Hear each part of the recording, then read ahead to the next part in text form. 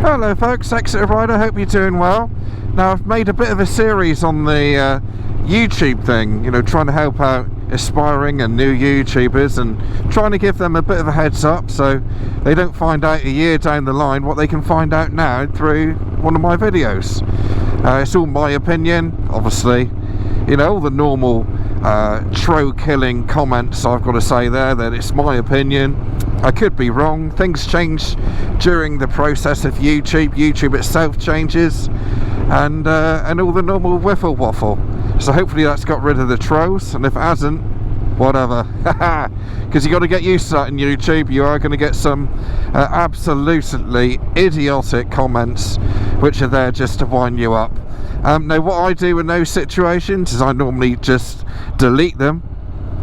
If they're constructive, then I'm happy with that. That's all good. You know, if somebody said to me, oh, your camera always seems to be pointing a bit low, you know, and you got a view like that all the time, you know, which isn't very good for people, is it?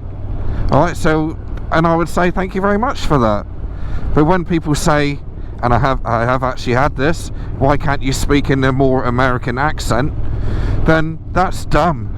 You know, so dumb comments like that, or what other comments have I had? Oh, I've had so many, it's just silly. The ones that wind me up, there's no point feeding the trolls. You might as well just get rid of them and delete them, because all it'll do is it's quite easy to hold on to negativity. As you know, as easy as it is to hold on to positivity. So if it bothers you and it's an idiotic comment, don't fight back with it.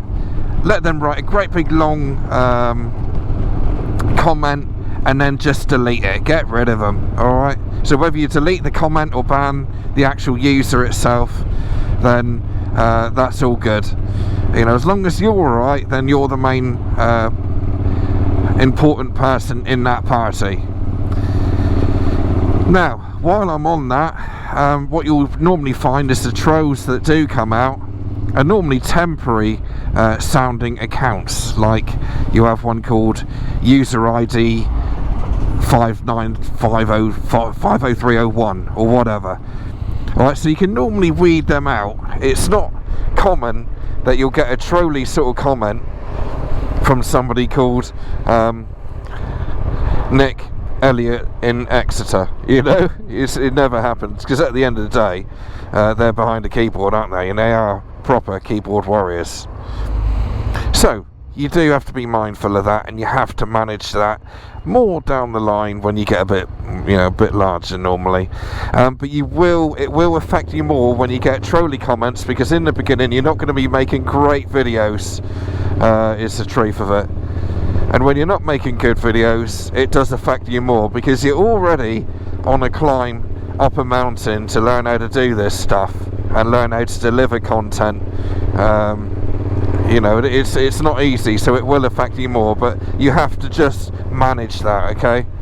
And as I've said before, if you're quite unsteady or unconfident in yourself anyway, or don't like the sound of your own voice, it never really bothered me that, but I don't really like the sound of my voice.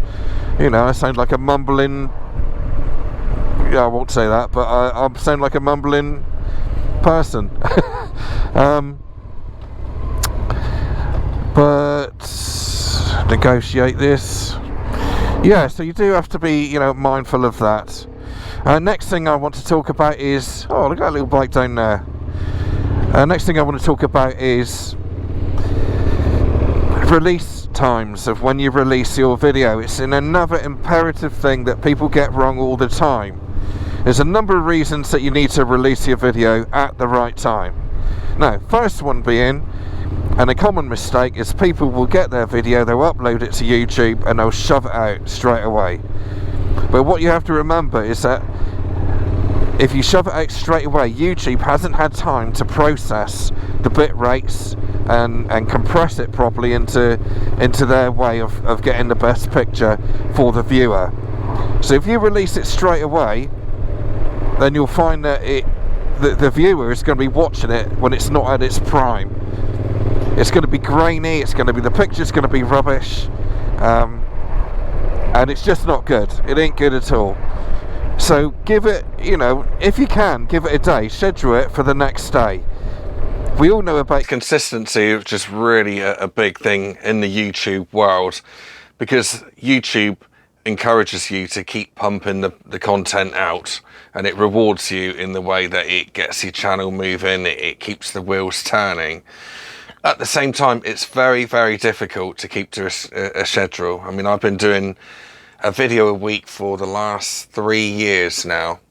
Yeah, 3 years I've been doing a video a week, maybe even 4 years now.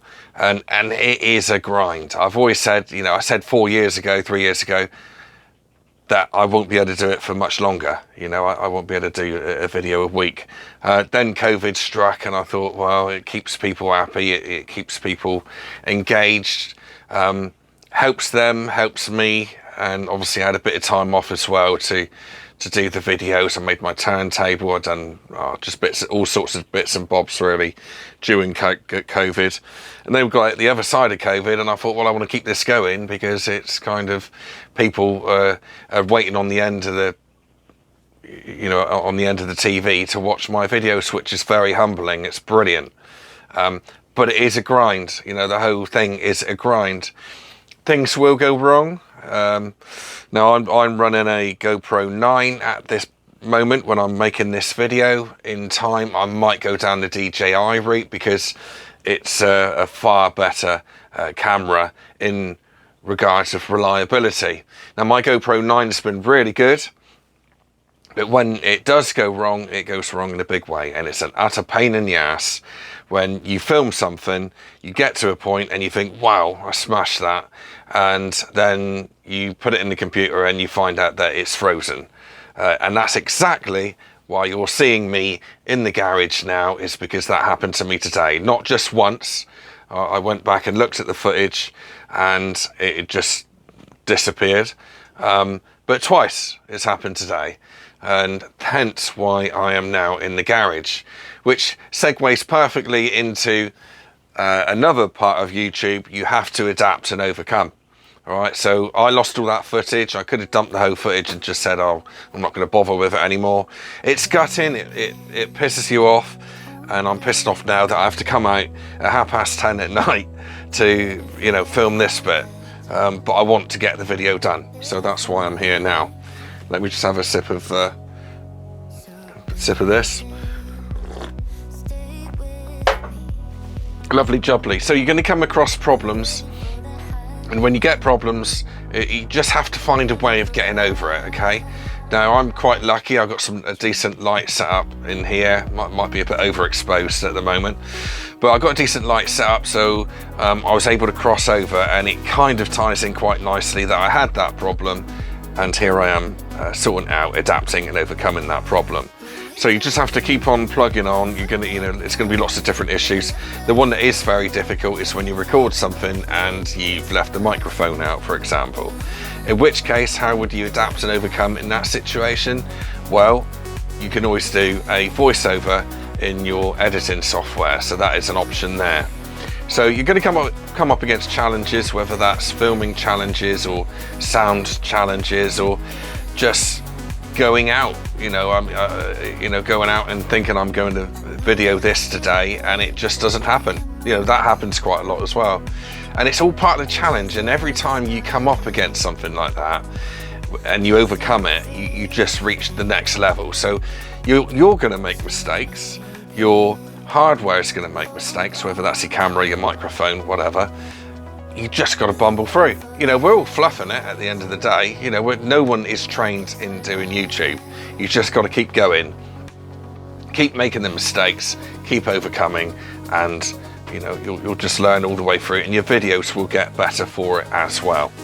So, and lastly, as well, I must say that you need to ask people to like and subscribe, all right? And I'm going to ask you to do that as well, because if you don't ask, you don't get, all right? So it's not begging. It's just you need to have something. You need to have something which helps you. You know, you're putting the effort into the video, using up your time. There's no money in it. There's next to no money in YouTube. So, you know, the least that you can ask for really is which is fair, is just for them to click the like button.